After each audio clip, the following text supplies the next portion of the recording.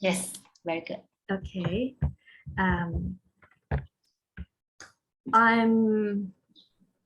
I feel very honored and pleasure to give a talk today because I did my master degree in TEFL at Language Institute at Thammasat University. I did it in 2006, between 2005 and 2006. And it was like coming back home, to be honest. I'm so excited. Okay, so today I'll talk about design-based research, but I'll narrow it down to within the context of EFL or TEFL. Okay, so and in today's session,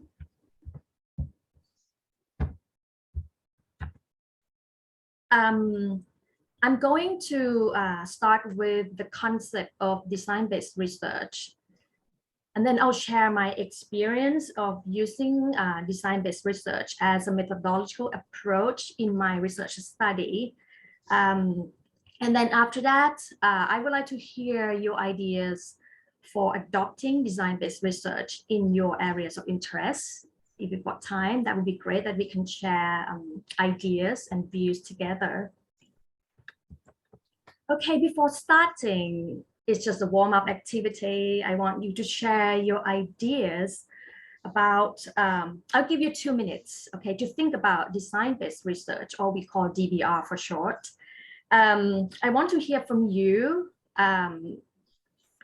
what do you already know about design-based research?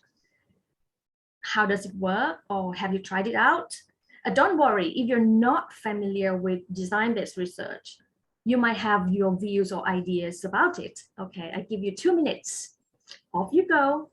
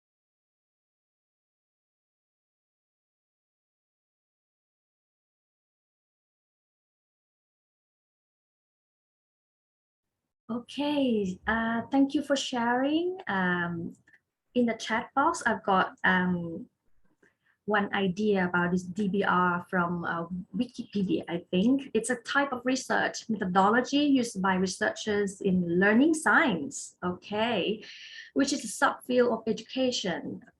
Okay, DBR involves developing solutions, which is called intervention to problems. Okay.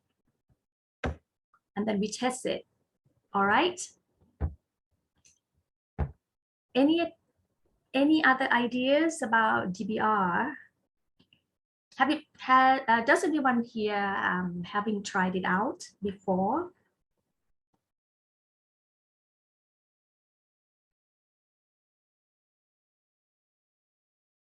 Yeah. Because of the term design-based research, you might have an assumption or idea that, yeah, it might be something related to designing something. And then in the learning science, as a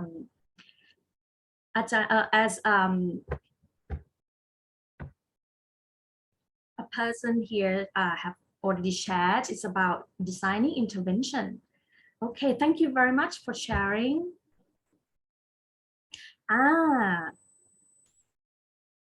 Naka Kun Sichon said, I'm very new to the concept. Okay, don't worry, because this session you'll be introduced to the concept of design-based research. And I think that after this session, you would be able to apply it in your areas of interest. Okay, thank you very much.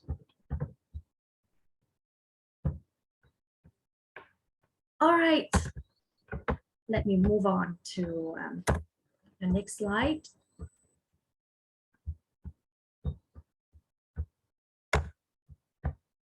Why it's frozen?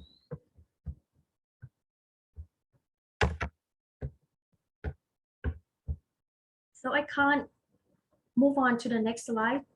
Do you have any idea? What should I do? Do you want to stop sharing the screen for a bit and then Okay, and then try out again? share again. Okay.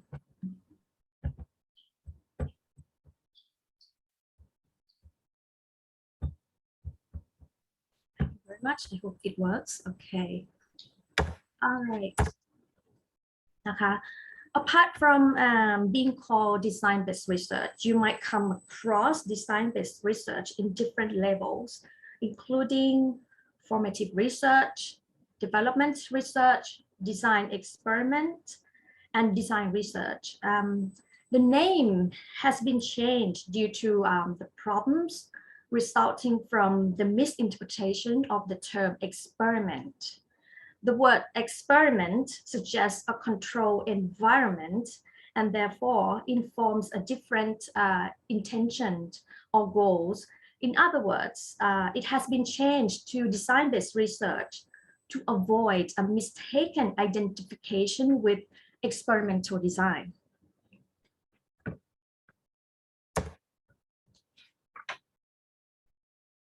Okay, so now I would like to talk about rationale for a new approach.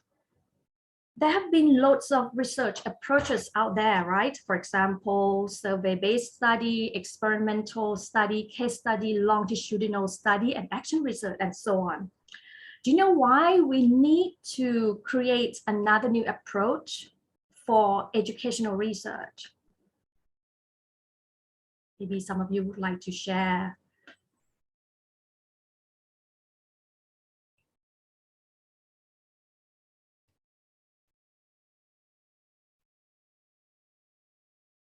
Yeah, because of as a human beings, right, we can't stop developing, we can't stop creating new things to solve the problems. That means some certain research approaches might have their own limitations, right? So we need to solve the problem. And for educational research itself, we need another new approach because a number of researchers and practitioners pointed out that there's a gap in educational research. First of all, they have questioned an impact of educational research in terms of how much the educational research contribute to a theoretical understanding and how much the research help enhance real-world teaching and learning. And secondly, some scholars address that educational research provides only few practical results. In other words, practitioners can make only little appropriate use of those research results. So the research may not account for the influence of context and the incompleteness of knowledge about what factors are relevant for assumption or prediction. If success means being certain that an intervention causes learning, we need to look at the intervention in a particular setting. However, within this aspect, it would be difficult to generalize research outcomes with complex nature in other settings. And this has left lots of questions unanswered about how learning would be caused by the interactions between an intervention and a setting.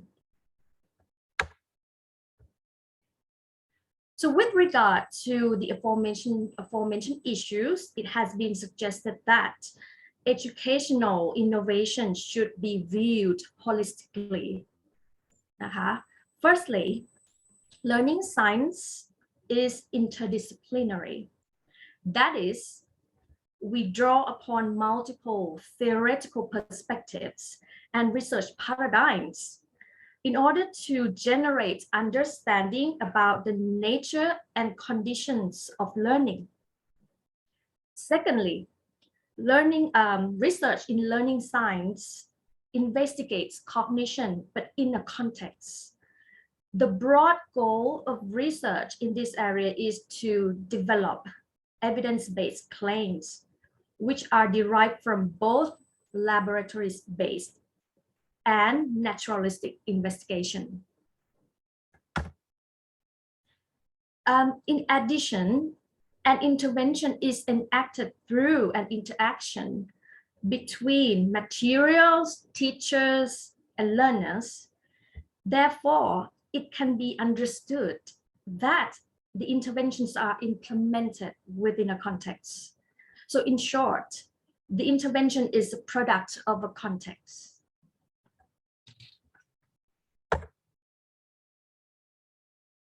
So here we go. What is design-based research? According to Barup and Squire in 2004, design-based research is defined as a series of approaches. It's more than one approach. It's a series of approaches which are interventionist or involve some sort of design. That is, design-based research is intended to produce new theories, artifacts, and practices that account for and potentially impact learning and teaching in naturalistic settings or naturalistic contexts. Okay, so next, in understanding the need for a new approach, it's important to clarify the characteristics of design-based research, which makes it distinguishable from the existing approach. Firstly, design-based research methods focus on designing and examining interventions, the whole range of designed interventions. The term designing refers to the systematic creation of plans. The objective of designing is to devise optimal means to attain the desired goals. The terms intervention includes artifacts and something which are less concrete aspects, such as activity structures, institutions, scaffolding activities, and curricula. Secondly, design-based research incorporates multiple iterations. This is one of the strengths of the design-based research. Multiple cycling process of testing provide room for researchers to test, evaluate, and refine interventions. And number three, design-based research also looks at multiple aspects of design. So researcher can systematically adjust various aspects of design context so that each adjustment serves as a type of experimentation that allows researcher to test and generate theory in a naturalistic context. In addition, design-based research study can be conducted either in a naturalistic context or in a lab setting, or even switching back and forth between these two contexts. So what does it mean by the term a naturalistic context? A naturalistic context is the real world setting or a local context. For example, your classroom, after school programs, teacher online communities, and others. So with regard to the gap of educational research, which has already been mentioned earlier, design-based research aims to build a strong relationship between educational research and real-world problems. So local teachers and researchers work together collaboratively throughout the entire research process. Such collaboration means that the goal and design constraints are drawn from the local context as well as the researcher's agenda or researcher's intention. And last one, the last characteristic,นะคะ, this is very important. Design-based research goes beyond simply designing and testing particular interventions.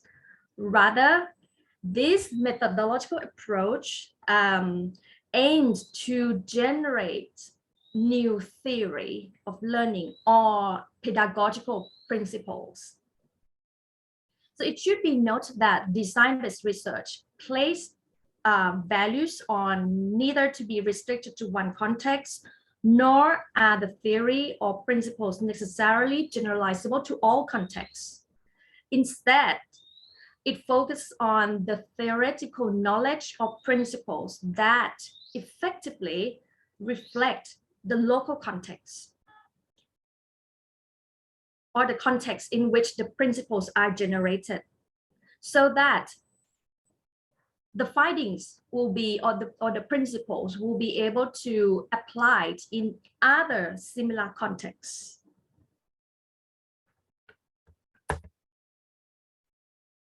Okay, now I would like to share my experience when doing my PhD research study. I will discuss how I developed ideas of my research and how I came up with employing design-based research as a methodological approach in my research study. So let's start from my teaching context. So back to around 9 or 10 years ago, National Qualification Framework or Anti-Qualifications Framework for Higher Education, or TQF, NQF and TQF, prescribed developing students' critical thinking skills alongside English communication skills. As a course coordinator of oral communication classroom, oral communication English at the Department of English, Chiang Mai University. At that time, I responded to this by thinking about how I could integrate the required skills in an oral communication classroom that I was in charge at that time. That's my teaching context. Okay, and then without a coherent explanation and guidance, there's a little by way of an applied methodology for teaching critical thinking within this subject. Think about 10 years ago, it's very new, right? The concept of critical thinking is very new. So I started with reviewing literature to understand the term critical thinking. So, and I found out, okay, John Dewey, who had a great contribution to modern critical thinking, defined critical thinking as reflective thinking. And he defined that critical thinking is an active and careful consideration of any belief or knowledge based on the ground that supports it. And also I found out from the literature review, I found that in meetings between 1988 and 1989, 46 experts in this area arrived at a consensus around the description of critical thinking, because this term has been changed through time. So critical thinking, so according to that meeting, critical thinking composed of a list of skills, including interpretation, analysis, evaluation, inference, explanation, and self-regulation or self-examination. So the list of the skills in critical thinking informed me the link between critical thinking and argumentation. This is because critical thinking skills involve defining, analyzing, evaluating, and presenting argumentation. So if my research is like a playground, apart from trying a seesaw, a sand pit, or whatever, I think I should try trampoline as well. Therefore, I move on to review the theory of argumentation. And then I've learned from the literature, according to Van Eemeren and colleagues, 1996, they define that argumentation is the verbal and social activity of reason.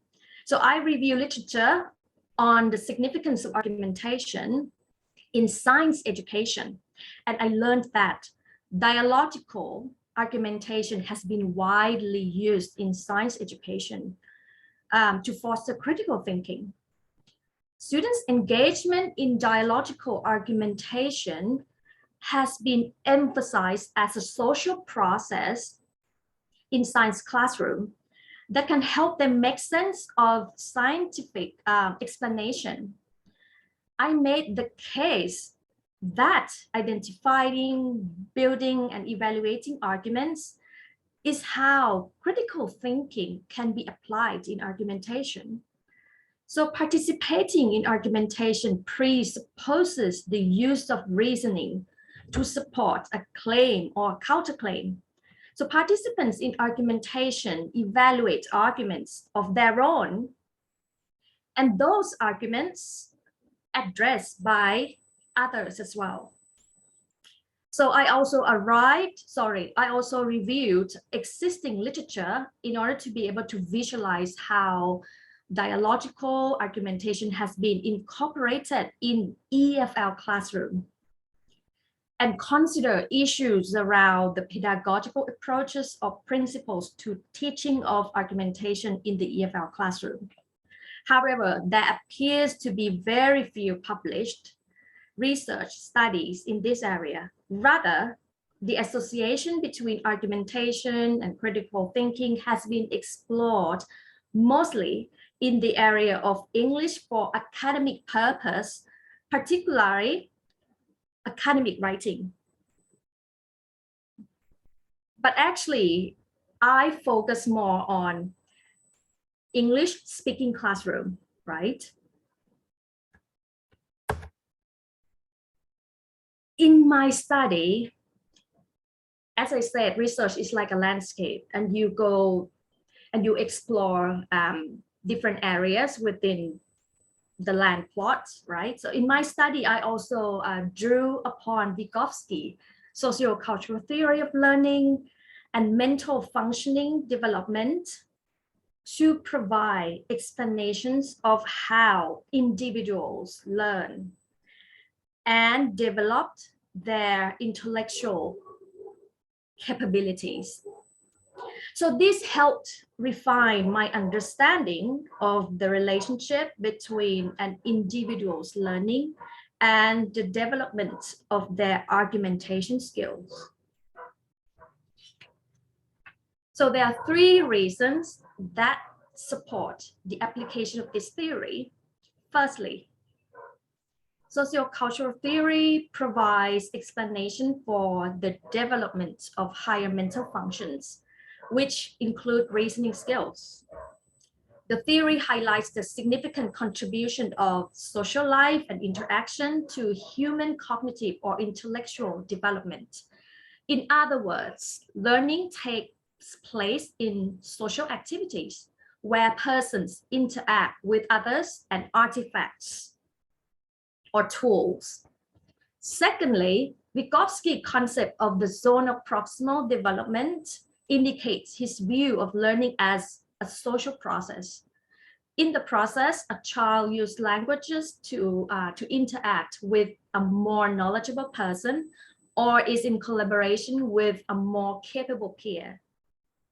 The zone of proximal development is the distance between the actual development level of a person and the potential development under guidance of an adult or in collaboration with more capable peer. So the zone of proximal development also highlights the importance of social interaction and scaffolding as instructional strategies for a process of supporting intellectual or skill development. And finally, Vygotsky clearly mentioned that higher mental functions are shaped in mediated activities by culturally constructed auxiliary means, which include not only physical tools or materials objects, but also psychological tools such as signs and symbols that are managed through language. In relation to the focus of my research study, that is teaching of argumentation, right? Then I derived the following key conceptual points. Now, after exploring different area, different landscape, so I come up with the key conceptual point, which is an individual's argumentation skills, which can be characterized as higher mental functioning, would emerge in an individual's engagement in interactions. So interpersonal interaction and mediational tools will be the interrelated keys for activating an individual's thinking and reasoning process. And finally, I arrive at the research objectives.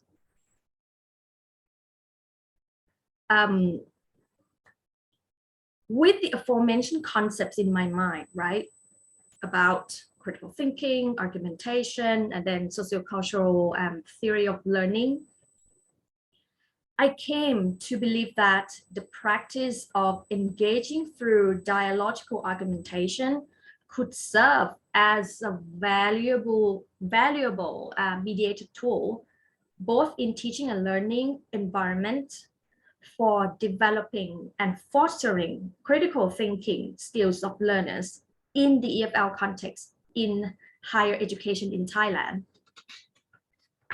And here's my research objectives. Therefore, my research aims to develop the pedagogical techniques that explicitly foster argumentation skills that are appropriate for the English oral communication classroom at a Thai university. And second, my research is intended to generate knowledge and better understanding of the pedagogical approaches and practices for implementing dialogical argumentation to foster critical thinking alongside English oral communication skills in EFL classrooms. Okay, so why I use this picture? This picture represents my research journey. I don't know if you also view research as a journey as well or something else, but this is my interpretation. For me, the research goal is like a summit of the mountain, which is inspiring and awaits discovery, right? As a traveler, I'm required to explore ways to reach the summit. And there are possible trails that I have tried, and I found out that some allowed me to go further, but other trails didn't. So along trekking journey, it's common that we can be emotional because many times we struggled and sometimes we felt that we have achieved something. So the feeling is like on and off, up and down, up and down. But the point for doing research is, so the important is we should reflect on what we have done along the journey, because this allows us to not only understand what our attempts may have achieved, but also we gain the sense of self-development as a researcher.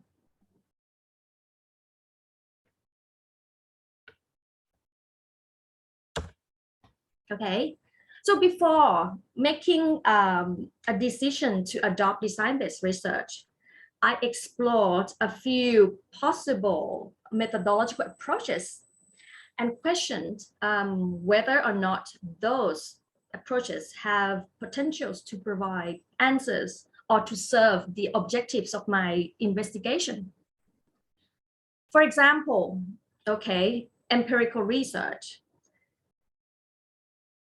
So after explore empirical research, I don't think it's an appropriate choice.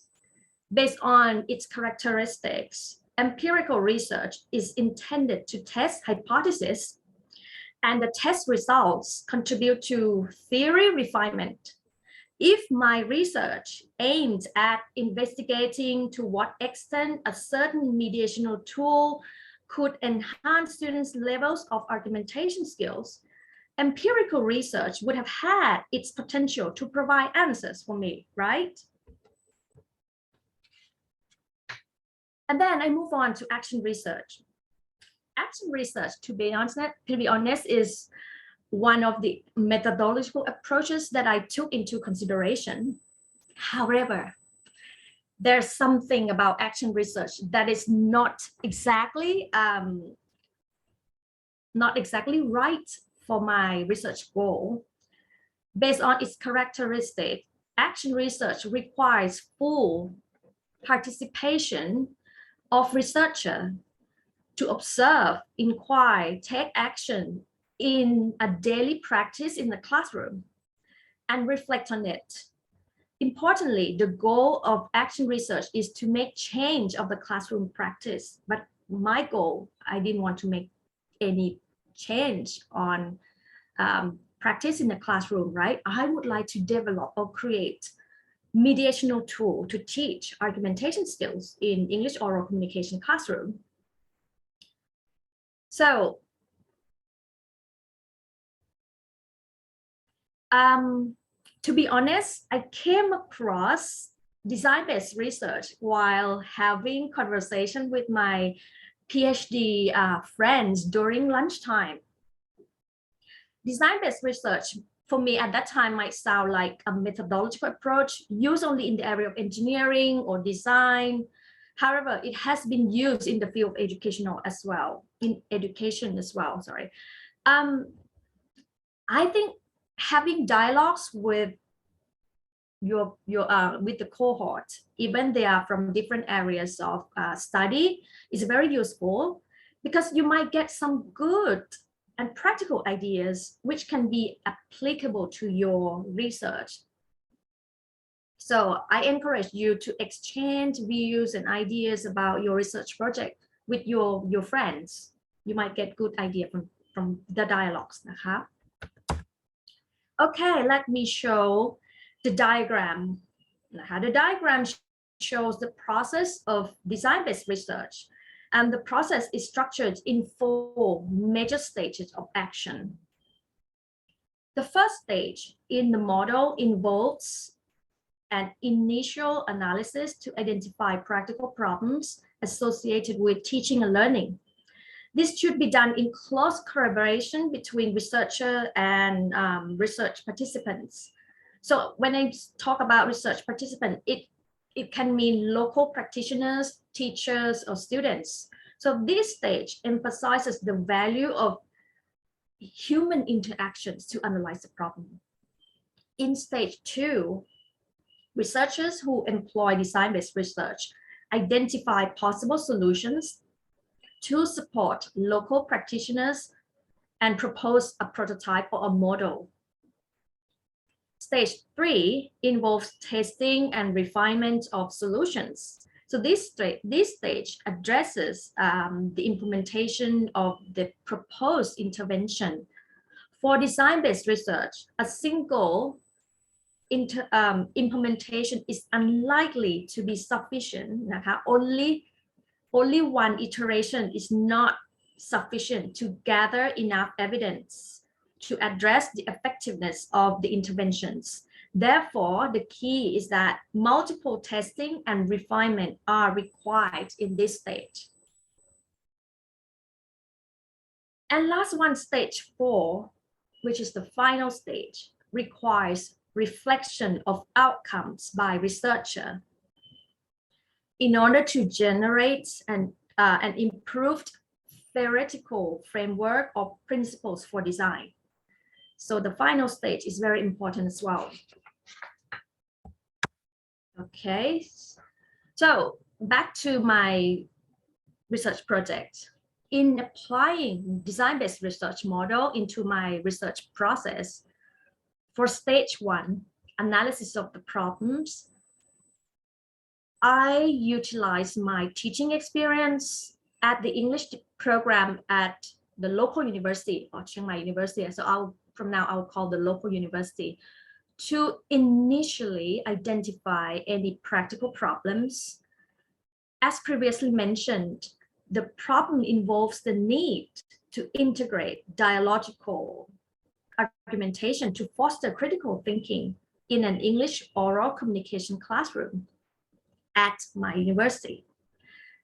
So before moving on to stage 2, to be honest, I realized one of the limitations of my research at this stage. Some of you might have any comments with regard to my decision in stage 1. So your comments are more than welcome. Any comments at this stage? If you were me, what would you do? You might have better ways or better choice, better decision. Any idea?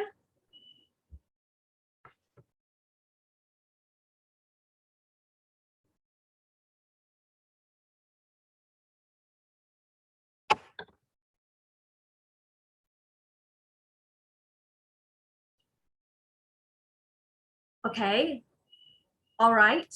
If you, somebody said something in the chat box. Let me check. Okay, so it's not relevant to the question I asked.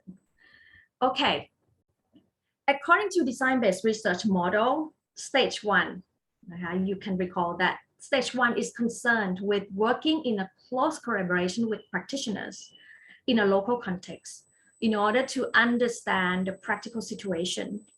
So due to the time constraint, I utilize my teaching experience at the local context to analyze practical situations. If without the time constraint and budget constraint, I think working in collaboration with my co-workers and students who will be students of the English program at Chiang Mai University might have been beneficial in terms of helping reconfirm my analysis of what situations the teachers and students were encountering in English classroom, right? I should have interviewed a few of my coworkers or a few of my students in order to reconfirm my analysis, because when I did my research, PhD research, as I said, I utilized my teaching experience at the local university to analyze the practical problems. Okay, move on to stage 2, which is design of solutions. Bringing back to the concept of the ZPD, or the zone of proximal development. So this concept informed the requirement of providing scaffolding tools for the acquisition of argumentation skills. So the design of drafted interventions was underpinned by the theoretical foundation of argumentation and the view that students' interaction with the scaffolding tools should facilitate the acquisition of argumentation skill. So I need to develop the scaffolding tools.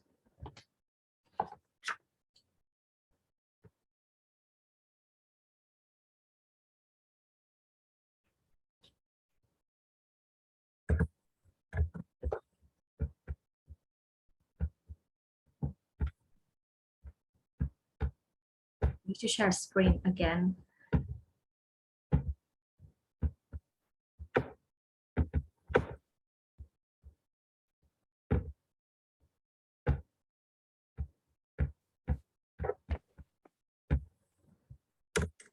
Okay, so let's look at the learning activities here. The mediational tools I designed took the form of a series of tasks, including scaffolding tasks here, and dialogical argumentation, which is the actual task. Scaffolding tasks introduce students to the components of an argument and provided students with experience in making refutation. So the dialogical argument task was modified from educational debate format and was reworked to facilitate pair work activity instead of a team format. Let me explain my choice why not the team format. This is because I was concerned that in a team format, there might be an unequal participation and less contributions of the participants. So therefore, I focus on the pair work format. So one of the participants was assigned to the proposition speaker and the other to the opposition speaker, and both speakers took turns in presenting their arguments.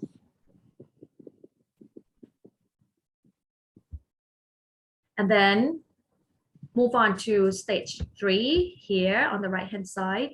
Stage 3 addresses an implementation, testing and refinement of the proposed interventions. So in my study, I regard the first and second iterations as pilot studies. The first iteration was carried out in Bristol, UK. So I did the first iteration with 2 participants who were Thai postgraduates in Bristol. So the pilot participants engaged in the series of tasks. The data collection and analysis helped inform the refinement of the interventions for being used in the second iteration. And next, the second iteration was carried out with 4 undergrads recruited from the Department of English. At that time, I came back to Chiang Mai already. So I recruit students from the Department of English. So the second iteration was designed to systematically trial the rework tasks from the first iteration.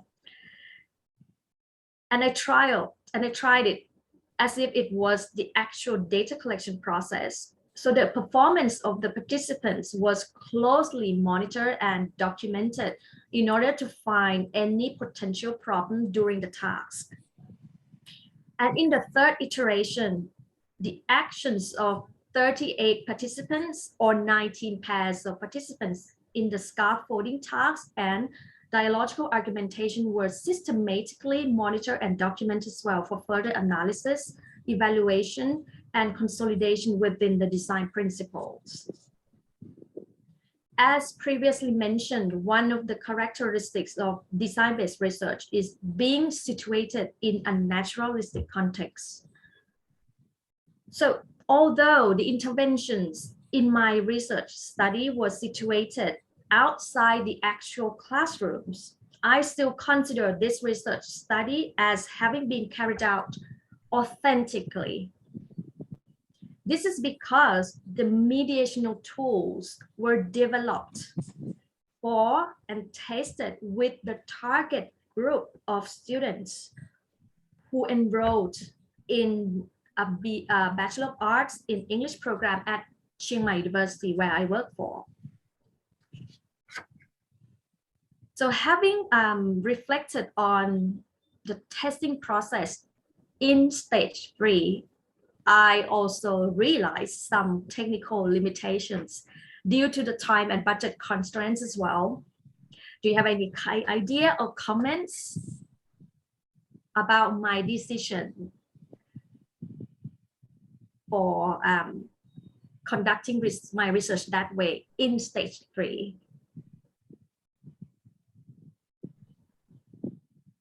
Because stage 3 involves testing and refining, but in multiple iterations, right? Only one testing is not enough for DBR.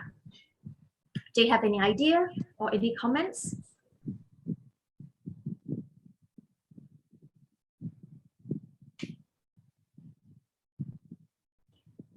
Okay, if you don't have anything to share at the moment, okay, let me explain. So the limitation is that carrying out 3 iterative cycles with the same group of target participants might have provided richer results, right? Because at the moment I conducted each iteration with different groups of participants, right? But if I did that with the same groups for all 3 iterations, the results might be rich. In addition, a more prolonged study with the same group of participants would have allowed me to more deeply understand the participants' experience. But let me explain to you why I did my research that way. This was for practical reason, because the intervention at that time when I did my PhD research, the interventions needed to be developed prior to my arrival in Thailand so that they were ready to be tested with the target participants. They should be ready to be tested. For the same reasons, the second iteration was undertaken with 4 target students, randomly picked from 42 volunteers at the research site. So to collect data from 38 participants or 19 pairs at this stage would have required 10 weeks. That the third iteration too. So for the third iteration, it took 10 weeks. Think about if I did the first iteration and the second iteration with the same group of participants, I need at least 60 weeks, 30 weeks for collecting data, or 20 weeks for collecting data for only the second and the third iterations. Due to the budget and time constraint, I need to consider the semester, the term time. I have only, so that it also needs commitment from students. The same group of the students need to, engage in the same activities, and it will be exhausted for them. So on reflection, I think carrying out the second and third iteration with the same group of participants would have, as I said, taken longer time, require more budget, and again, as I said, a much greater time commitment from the student that was possible within the constraint of this study. So when you conduct research, you need to think about doability. If it's doable for you and doable for your participants, and also think about participants' commitment in your research project as well. As long as you can justify why you did that, if it's sound or if it's logical enough, I think you can explain that. Okay, so in stage 3, data collection and analysis were carried out, particularly after the first and second iterations, so that the findings allow researchers to revise the mediational tool for use in third iteration. So the same methods and procedures of data collection and analysis were applied to all 3 iterations. Even I did that with different groups of participants, but the same procedures of the data collection and the process has been carried out.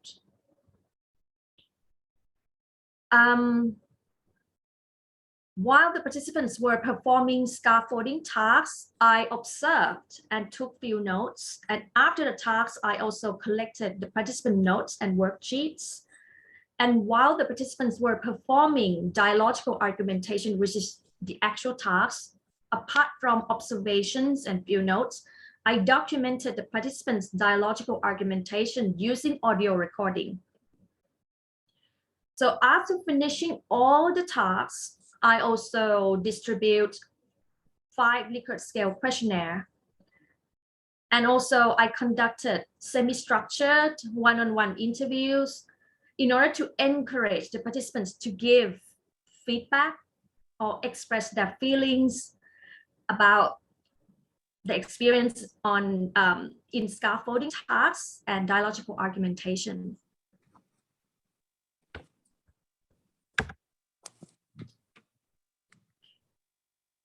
So the final stage in this research study involved reflection by researcher.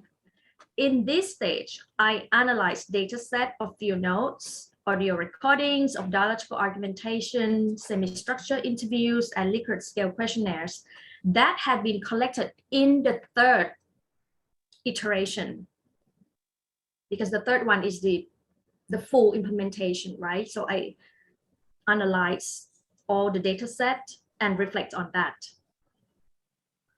So I reflected on the findings from the third iteration to generate knowledge and design principles, which would have pedagogical implications, particularly for an integration of dialogical argumentation into English-speaking classroom in the local context or other similar contexts.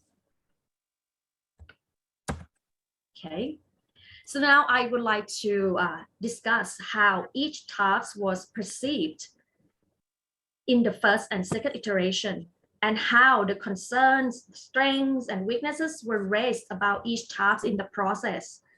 So the challenging issues around the design had implications for the third iteration. So you see what's going on from the first, the second, and then I derive at the tool which have been revised for the third iteration.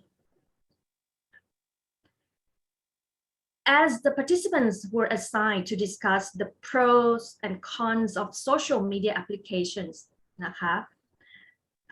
in the dialogical argumentation. So I used the same topic. The same topics has been applied to all participants, which is about the pros and cons of social media applications. So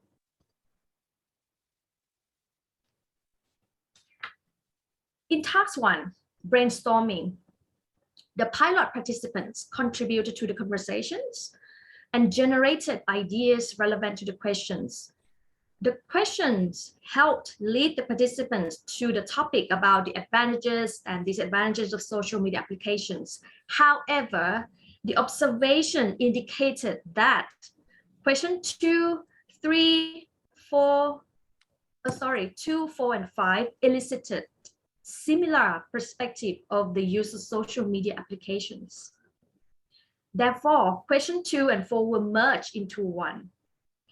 I decided to keep question 5 in order to encourage the participants to think about the advantages of using social media applications in the broader perspectives, apart from their personal reasons.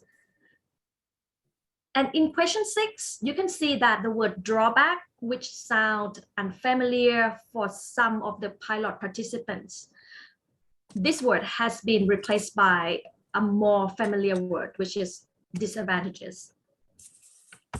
Okay, and then move on to the outcomes of the tool testing in task 2.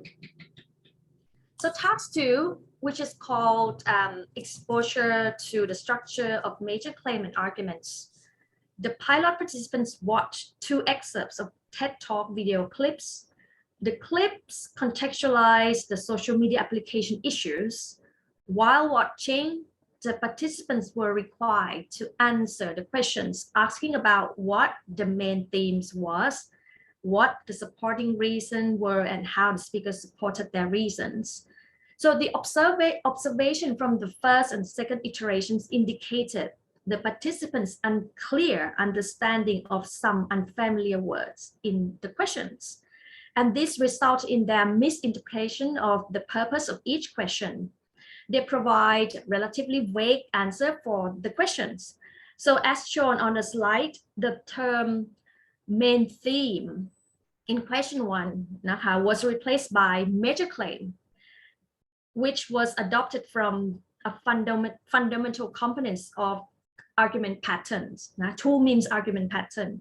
Moreover, question 2 and 3 were reworded using the term argument and evidence, respectively, in order to inductively guide the participants to the structure of an argument, which includes a major claim, supporting arguments, and supporting evidence. Okay, move on to task 3, the outcomes of a tool testing. The pilot participants were required to refute the argumentation that the speakers in the video clips presented. However, the instructions on the worksheet were ambiguous for them and demanded more clarification. The pilot participants were, in the first iteration, were unsure if they were required to refute the major claims or any arguments or reason of the speakers. So having pilot participants refute any arguments according to what they could identify from the discussion in task 2 was less likely to ensure successful outcomes. What if the participants capture inaccurate arguments from the excerpts in task 2? So they would have some difficulties in refuting against arguments in task 3. So therefore, in the second iteration, the pilot participants were provided with a list of argumentation here below the worksheet, you can see. So this was intended to ensure that the pilot participants had the same messages about the argument and to facilitate the process of making refutation instead of letting them randomly argue the arguments of the speakers from the video clip, and we don't know if they capture the right one or not. Okay, and last one, the actual task, the outcome of the tool testing, the actual task, which is dialogical argumentation. So task 4 is the major task, which is the pilot participants performed dialogical argumentation in English. There were some points to be discussed concerning the format of argumentation. Firstly, although the pilot participants had an overall picture of what debate-like activity looked like, almost all the pilot participants only had some limited experience in this kind of activity at the university.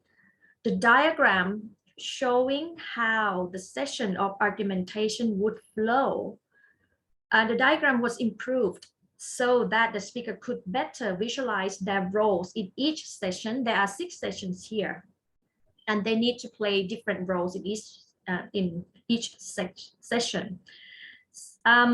So there are 6 sessions to go in total.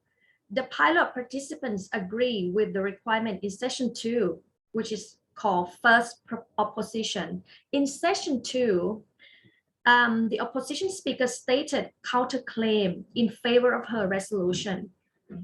I reworked this session to be slightly different from the conventional debate. In fact, in session 2, in the conventional debate, the opposition speaker is required to refute the argument made by the proposition speaker in session 1. But this would be very difficult for pilot participants who had very limited experience in debate. So that's why I revised, okay, for session 1 and 2, each of them proposed their claims and arguments based on their resolution. And finally, the pilot participants confirmed that making a rebuttal in session 5, rebuttal is like defending the argument which has been refuted by the opposite speaker. So they confirmed that making rebuttal in session 5 and 6 appear to be unfamiliar and challenging tasks for them. Introducing the concept of rebuttal alone was unable to ensure that the pilot participants acquired knowledge of how to make a rebuttal in arguments and applied it into practice. Therefore, it was necessary to provide the participants with detailed practical guidelines showing them steps for making rebuttal. Okay. So, all right. what I have just discussed would provide you with an overview of what was going on in stage 3, which is called testing and refinement of solutions in my research study. Now, I'd like to move on to the final stage, which requires my reflection on the outcomes of tool testing in the 3rd iteration. I'll give you just some examples of the findings and show you how I reflected on those findings, and later how I generated pedagogical principles to teaching of argumentation skills in an English oral communication classroom at the local context or applicable to other similar contexts. Here are just some examples of the findings, okay? In task 2, which is called exposure to the major claim and arguments. Task 2 is all about introducing the participants to the concept of the structure of a major claim and arguments. Prior to having the participants watch the video clips, it was necessary to clarify the term claim and argument in the questions to ensure that the students understood the purpose of each question. So there was only one pair who could identify the major claims and sum of arguments on their own after watching the video clips. Only one pair out of 19. And 5 out of 19 pairs were able to identify the major claim and arguments, but with my limited guidance. So the rest eventually managed to identify major claims and arguments, but with my assistance through my guided questions. So being able to capture the major claims and arguments further facilitated the process in which the participants inductively conceptualize the structure of an argument. Okay, and then in task 3, which is called making refutation.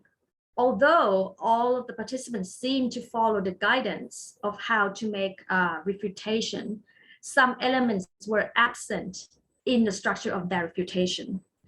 Overall, the majority of the participants' refutation start with referring back to the arguments of the other speakers. Then they stated their counter arguments and supported their counter arguments with reasons. However, evidence and concluding statement were not frequently included in their refutation. Only 5 out of 38 participants provided evidence to support their counter arguments. Only 5 out of 38. And the excerpt here shows the absence of evidence from the participants' refutation.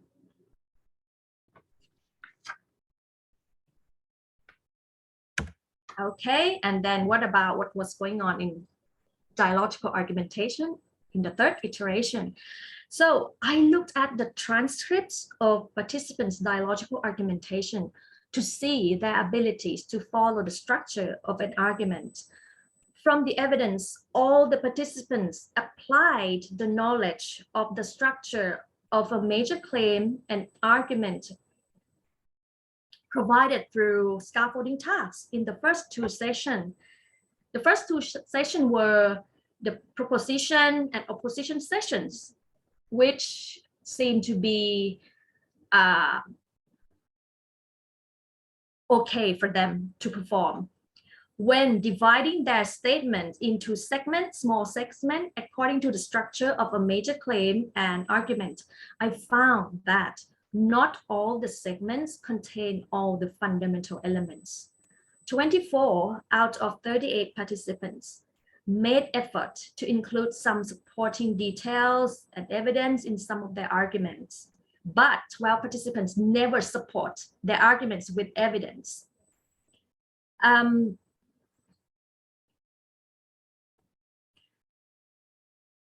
Apart from that, 8 participants made rebuttals with supporting details and evidence, only 8. And only 3 participants backed their rebuttals with evidence, but they didn't provide supporting details. So that's what I found from dialogical argumentation. So I show you what I found from third iteration so that now I would like to show you how I generate the teaching principles. So my reflection revolved around the themes which emerged from considerations of the 38 participants of their direct experience in performing dialogical argumentation and the scaffolding task in the third iteration. And here is one of the teaching principles. It was generated from my reflection on the issues around the non-application of the knowledge of argument pattern into all structures in dialogical argumentation. And the principle is this: adequate scaffolding exercises are necessary for proper internalization of argument structure. The findings indicated that providing just knowledge input through modeling the argument pattern and many exercises to reinforce the knowledge of argument structure was inadequate to promote acquisition of the knowledge. So here's the principle. Okay. Apart from reflecting on the findings which were derived from direct observations of the participants' engagement in scaffolding tasks and dialogical argumentation, I also utilized the findings which were derived from the semi-structured one-on-one interviews and 5 Likert scale questionnaires. The data set informed anxiety of the participants while performing dialogical argumentation. Their anxiety was provoked by the characteristics of dialogical argumentation, which was modified from educational debate. They regarded task 4 as conflictual, competitive, and formal speech genre. Apart from the nature of the argumentation tasks, another factor for anxiety was associated with the topic of argumentation itself. The issue appeared to be a factor in determining some participants' abilities to demonstrate their thoughts. Familiarity with the topic allowed them to utilize their background knowledge into content preparation and construction in-depth arguments. So I reflect on these findings and generate another principles for teaching argumentation skill, and it is making the argumentative tasks engaging and snoop will encourage effective dialogical argumentation. This is one of the principles that I generated. Okay, so this is the last 2 slides. So I think I can make it within 10 minutes here, and then we have something to exchange later on. Okay, some scholars suggest that the value of design-based research should be measured by its ability to improve educational practice. They consider 4 areas where design-based research methods provide the most promise. The first one is exploring possibilities for novel learning and teaching environment. That is to say, effort in design, implement, and do research on educational tools and materials in a naturalistic setting can promote adoption of innovations. The second is developing contextualized theories of learning and teaching. Some scholars argued that design-based research methods are of value in developing better theories of elements of context that matter for the nature of learning and implications of policy for local educational practices. In addition, design-based research can lead to an understanding of relevant design knowledge and practices as they apply to naturalistic settings. And finally, design-based research provides a great number of opportunities for the exchange of expertise across disciplinary boundaries. Interactions and collaboration between researchers and practitioners reveal crucial practices that lead to fruitful insights about what occurs in the local context. The last slide. In summary, design-based research can bridge theoretical research and educational practice. Both design and intervention and its enactment as object of research can produce explanations of innovation practice and provide principles that can be localized for others to apply to new similar contexts. And this is all about design-based research that I can provide and explain within 1.5 hours. I'll try my best to finish so that we can have a dialogues about design-based research. ค่ะ ขอบคุณค่ะ thank you very much อาจารย์ธัญพรสปีดเลยนะคะ so let's just take a breath for you, maybe a sip of water if you want. I really worried that I couldn't finish it because I thought, oh, I finished in within 1 hour, but when I look at the clock, I was like, oh my God, I thought only 15 minutes for that. That's okay. It's okay to go a little bit further, but thank you very much for your talk today. Well, and now it's time for some Q&A session, shall we? And just by the way, if you would like to, it would be great if you can fill in the evaluation form for us. I just posted the link to the form in the chat box for everyone. And if you would like to get the certificate of attendance, there will be the question at the end of the form asking you about that. But even though you don't need one certificate, it would be highly appreciated if you could fill in the form for us anyway. All right, and then I think now it's time to kind of like, if you have any questions, feel free to type them in the chat box, or if you would like to just unmute yourself, turn on the microphone and ask, that would be great as well. And actually there are a couple of questions that, you know, some participants have already asked during your talk. So I think our TA, our teacher assistant will kind of like help direct that question to you. So please go ahead, TA, เชิญค่ะ Okay. Good afternoon, everyone. So we have some question here from Rob Santos. This is a while ago, at about like almost 5 o'clock. So he asked, what type of debate format did you use? So I modified the format from educational debate, which comes from the conventional debate. And I modified it into pair work instead of a teamwork. So, and I found out that the nature of all characteristics of debate, even I modified it, caused or provoked lots of anxiety for Thai students.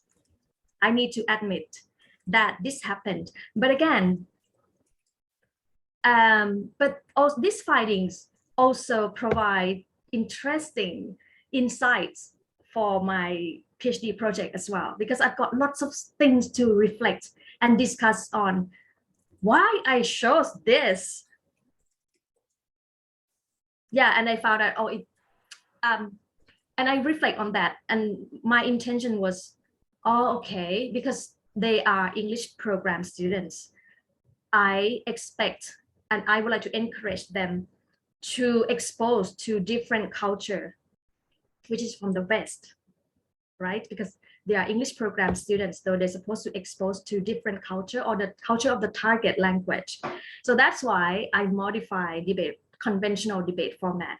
And I found out in my PhD that it needs to be modified in order to suit learners' characteristic of Thai students.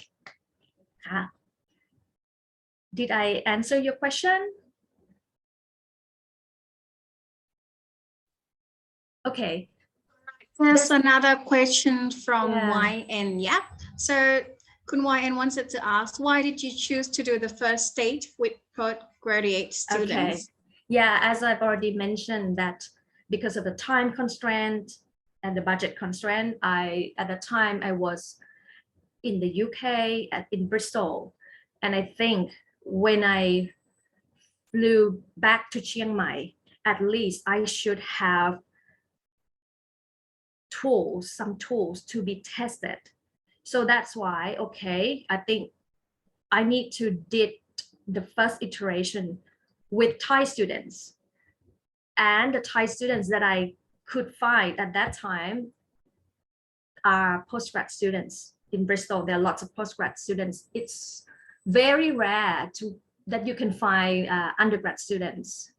Okay, and then, but again, the point is those pilot participants, even they are postgrad students, they had very limited opportunities to experience debate. Can I say debate? Okay, dialogical argumentation in classroom and when they were at university in Thailand as well.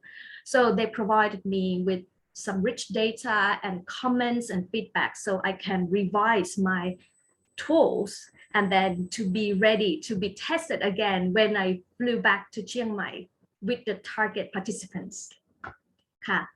And as I said, if I did all 3 iterations in Thailand, it would take around, I think, 6 months to collect the data and think about, because I didn't collect data within the classroom.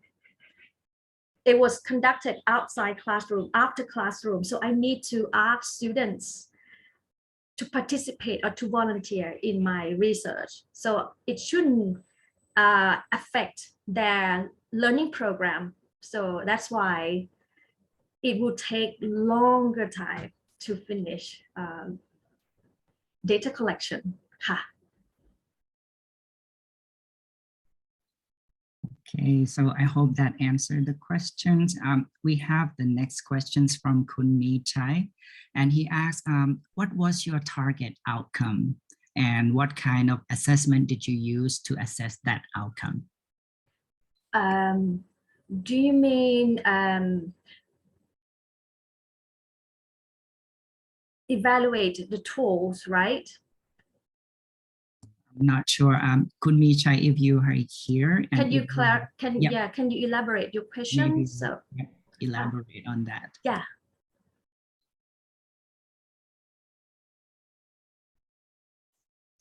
And while waiting, maybe we can move on to the next question and maybe we can come back to that. I think we The hear next question please go ahead. From Kun Nusrat that asks, can design-based research be conducted without direct collaboration with colleagues or people from the context? I think the key for design-based research is the collaboration between you as researcher and practitioners at the local context. Local context is the key for stage 1. But as I have already mentioned that I utilize my teaching experience at the local context. That's why I didn't interview my co-workers. I utilize my teaching experience there to analyze the context and the problem. So, but for you, if you conduct design-based research, I think you are required to, as a researcher, to collaborate closely with local teachers and even the students there in order to get data for analysis or for analyzing the practical problems happening at the local context. That's the key characteristic of the design-based research. All right, thank you.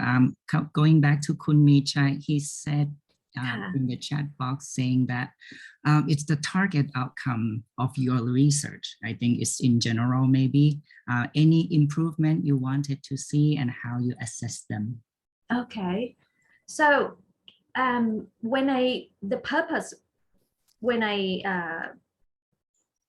because design-based research, the aim is to develop scaffolding tools and mediational tools for teaching argumentation skills.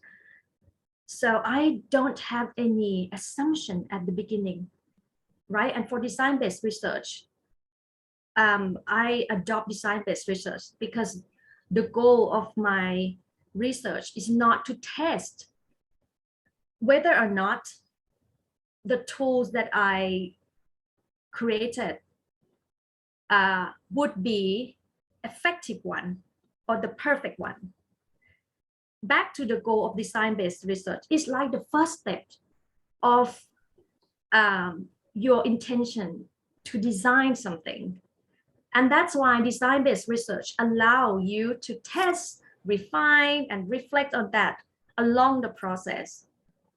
So it will be different from, okay, you've got the tools and your goal is, okay, I would like to test if the tool would be effective and can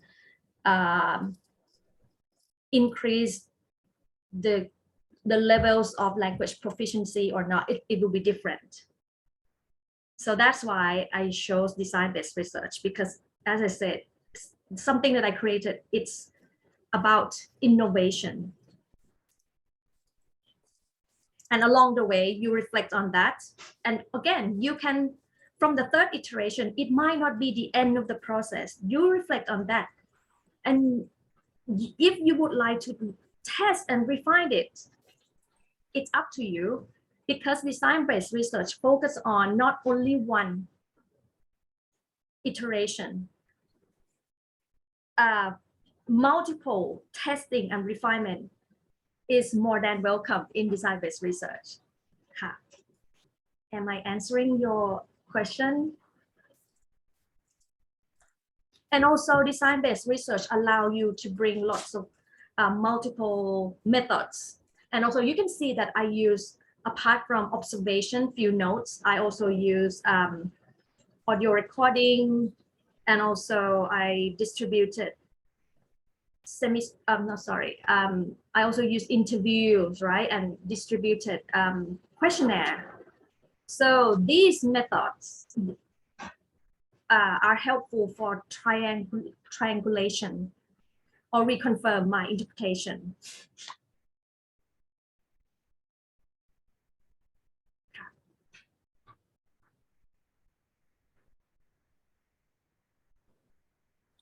I actually think that there are a few more, right? Am I right? Yes, there's still question from Kun Chatupornนะคะ. Kun Chatuporn asked, may I ask about the gaps that you thought another research should be conducted? I think this is a very interesting question. What is the gap that you thought another research should be conducted? Maybe the future research for design-based? You mean okay, what are my suggestions for the future research, yes. Right? Yeah, I'm thinking about the future research. If there's a research that focus on looking for the personality traits of the students, and if their personality traits influence their performance in dialogical argumentation, that would be one of the future research that I would like to see. Because in my research finding, I found out that dialogical argumentation or debate-like activities provoked lots of emotions to students. It provoked lots of anxiety. But again, for students who are sort of like extrovert, they seem to enjoy. But I can't make the conclusion that those extrovert students will 100% enjoy. That's why I need to know, okay, that personality traits might influence or result in their performance. That's the thing that, also because one of the principles I say is that we should make debate sanuk and engaging for Thai students. I want to see the future research if somebody would like to investigate how to develop the tools or modify debate to be appropriate or suitable for characteristic of Thai students, how to make it สนุก and engaging for them. That could be another one as well. There are lots of possible research projects that you can do. Yeah, so a while ago, I think I saw the Kun Arirash was hand up. Is there any question from Kun Arirash?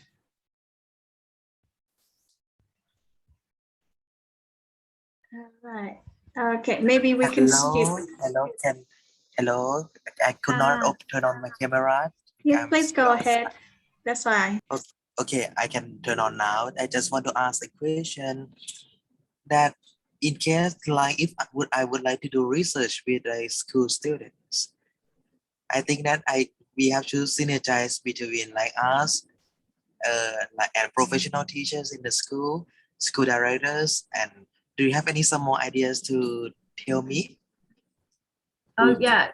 So you would like to, so you've got idea to apply design-based research in your research project, right? Or maybe if possible, if I want to create some research project in the Mathayom school or secondary school. Yes, the first thing that if you got something in mind about the topic that you are interested, the first thing that you should do is you go to that institution and you approach teacher, maybe a few teacher, and then a few students, or maybe, as you said, the head teacher, in order to explore practical problems that are happening at the target institution that you would like to work on, right? So that you can, once you've got, I know this is the problem that they are facing. Next step, I would like to create something to help them, and you design something. And then you test, and then you refine, and you test again and again, and finally you come up with the teaching principle, the principles, or theoretical framework. Yep. That's great answer. Thank you so much. Maybe I would like to contact you further if I have some further questions, or I may ask some little lecturers further. Thank you so much, Ajahn Thayapon. My pleasure. And I hope that my talk would be very handy and useful for you and expand your ideas about your research project. Don't be afraid to try, because research is like going like a journey. Okay, we will continue with Kun Ping Garanpat. Is it necessary to conduct multiple cycles of development and testing to prove intervention works in the design-based research? Yes, it's a requirement. As I said, only one round of testing and refinement wouldn't be sufficient, because you require to involve multiple testing and refinement, because you don't want to test and then utilize the findings in order to prove the theory. So it's different from experimental research, right? So here, design, test. It's like, think about you are engineering. You are an engineer. You design electric car. You need to create a prototype of a car, right? You test it and you modify, and you test it again before you launch it to the market. It's the same thing, I think. All right, thank you. I hope that answered the questions. And there's another question from Kun Watanasa. How about integrating design-based research and experimental or quasi-experimental research? I think design-based research allows you to draw upon different kinds of methods. That's what I can say. For example, in my study, apart from qualitative research approach, right? I observe dialogical argumentation, and then I record that argumentation, and then I transcribe and I analyze the transcription. I also triangulate using 5 Likert scale questionnaire. I also triangulate using semi-structured one-on-one interview. So I think design-based research allows you to draw upon different kinds of research methods, both qualitative and quantitative, or mixed, in order to triangulate, to reconfirm your interpretation. And I think it's good if you can triangulate, at least, as I said, when you, so that it helps you understand in-depth phenomenon, right? And you've got something to triangulate, to check your understanding, your interpretation. Okay, I think that's the last one, I believe. But I think it's time to take group photos, just, you know, to finish it off beautifully. But of course, if you have any more questions, maybe is it okay to, well, you can probably direct the questions directly to Dr. Thanyaporn. Can you probably provide us your email address? Yes, maybe? yes. No, Should I type? Yeah, in the chat box would be okay. But just for now, if you would like to take part in our group photo, feel free to turn on your camera. If you would like to add in some filters, some background, some stickers, feel free. Here's my, so I post my email address already. Thank you. Thank you very much. So if you are interested in, you know, knowing more, or if you have questions about design-based research, feel free to contact Dr. Thanyaporn at thanyaporn.p@cmu.ac.th. The address is in the chat box. Okay, and now it's time for photo.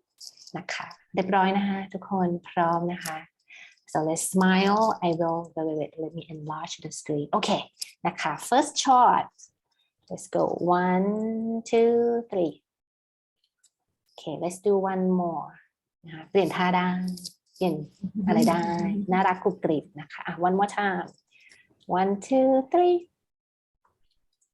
โอเคเรียบร้อยค่ะขอบคุณทุกคนมากนะคะ thank you everyone. Oh, by the way, we have like I mentioned that we have another webinar next week on Sunday นะคะ questionnaire based research or something like that นะคะ so see you next Sunday if you are available นะคะขอบคุณอาจารย์ดร. ธัญพรมากๆเลยค่ะ My pleasure ค่ะ Have a good weekend everyone. Enjoy your dinner ค่ะโอ้โหอาจารย์มนโทนเล่นใหญ่มากคิสเลยค่ะ ขอบคุณค่ะ thank you everyone.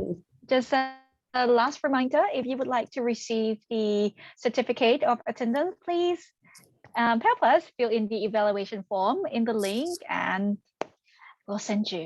ค่ะขอบคุณค่ะ thank you ค่ะท่านธัญพร Thank you พี่โอ thank you.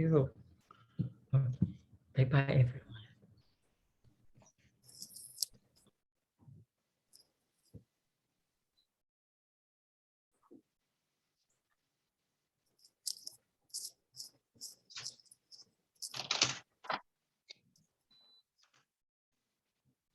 เราปิดห้องเลยละกันเนาะ ปิดเลยครับ Bye everyone.